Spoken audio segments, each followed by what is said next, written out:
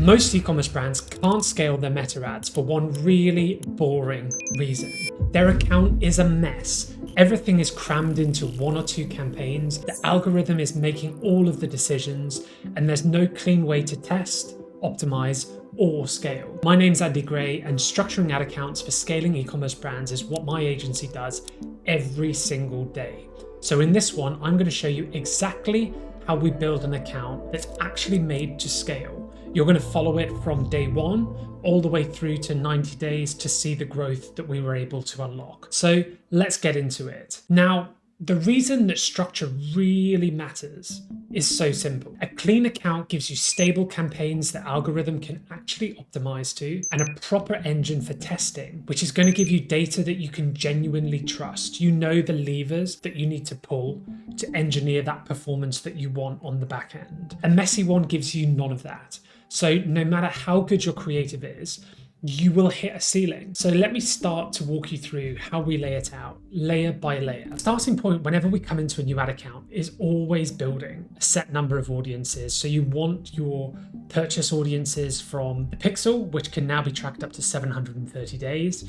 We want an export of your Shopify orders, and we also want an export from Klaviyo of all historic purchases. And this is going to make up your existing audience segment. The next thing that we want to build out is our retargeting touch points. So our web visitors, our content viewers, add to carts, initiate checkouts, any intent-based audiences. And this will then form part of the engaged audience segment, which means we now have a really clear overview of who is having their first touch point with the brand, who is a retargeting customer, and who has previously bought from the brand. We're going to go into advertising settings. You just click the three lines on the left-hand side, all tools, and scroll down to advertising settings. Once you're in here, I want you to go into the engaged audience segment. And what we want to build out into here is our add to cart, our initiate checkout, our view content, and our web visitors. This is our retargeting audience. Next up, existing customers. So our purchase pixel, our customer lists, our website audiences, all going into that, which means that we have that clear overview. The next thing that I want you to do is go into the placement controls. And what I want you to do there is just uncheck the audience network. The audience network very, very rarely delivers a good ROI on your media investment. So just turn that off. Next up, we go into creative features, and the things that you're going to want to turn off here is going to save you so much time in the long haul. When we turn off our creative features, this is basically removing those really annoying creative enhancements. And stick around a little bit later in the video where I have an absolute banger of a Chrome extension that you should be downloading to help you to remove the rest of those annoying creative enhancements. So now once we've got this audience structure in place, we're able to utilize this in our campaign segments. And typically what we will do when we're coming into an account is we will look at the business as a whole. And I think one of the big problems at the moment with any of these videos that are telling you how to create the optimal structure is that every single business is unique. So we're going to build out our campaign structure. So the starting point for any new account is a way to test dedicated creative. And we love to keep our creative testing separate to our scaling campaign. What we found, and our personal opinion, is that as we're introducing new creatives into a scaling campaign, you get 24 hours of disruption when new creatives are launched, and we don't want that. So we prefer to test in an ABO campaign, so an ad set budget optimized campaign, where we build out a new audience per concept that we're testing. And what you can see here is that we're testing around 40 concepts over the last 2 months, each one with around 4 assets in. So that's around 160 assets that we're pushing out, 80 per month. You can see the volume of creative that we're actually doing and what we need to do to unlock the scale. And the results within creative testing, pretty impressive. Now you might be wondering, what is the creative testing audience that you're utilizing? Well, for us and for this brand, we found via a conversion lift study that the most incremental setup for us was to run a purchase 90-day exclusion. So we will run to prospecting customers and retargeting customers in the same campaign. And this is the testing environment that we want to run with.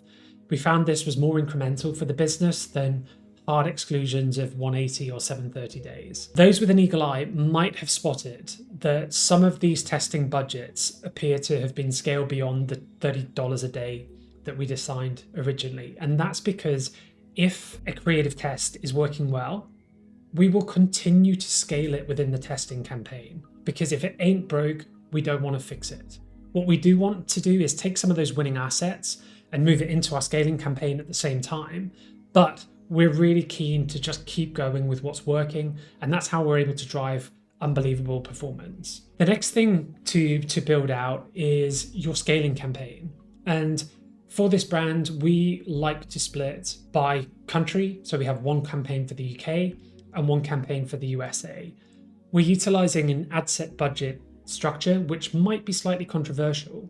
But what we've found is that with fashion brands, the best way for us to control scale when we have varying categories of product and varying audience that appeals to each product is to actually build ad sets out around the core categories within a brand. So we have one for dresses, we have one for trousers, and we have one for activewear.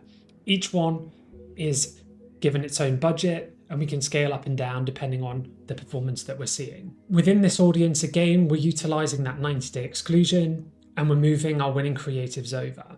But what you can see here is that actually in the last 30 days, our creative testing campaign continues to outperform our scaling campaign. And that is why, if it's working in testing, we continue to scale it. The next thing that we like to build out is a standalone retention campaign. So we've focused on excluding 90-day audiences from our creative testing and from our main scaling campaigns. What we want to do is have a dedicated retention campaign where we can push budget in a controlled way to our existing customers. And this is what's going to give us control over how much spend is actually going to retention. And that's pretty much all you need. The setup itself has a full structure. We have the foundations of testing, retargeting, and retention. And we have a platform that we're actually able to control how we scale the account. If we see that performance on the back end is dipping in the US, we're able to come in, we're able to make our budget adjustments, our creative adjustments accordingly. And because we have this right, scaling itself actually stops being a fight with our ad account, and it starts being really, really simple. We test, we find winners, we graduate them, we scale the budgets. So the main unlock for any of these accounts is the quality of the creative going into them, and the ability to isolate which lever you need to pull within the ad account. If you'd like us to rebuild your account this way, just book a call with the team using the link below. We do this every single day for brands spending 30K and up on Meta. And go and watch this next video, because most brands scale a perfectly good account straight into a loss, and I'll show you exactly why. Don't forget to subscribe to the next video so that it finds you in your feed, and we'll see you in the next one. Peace.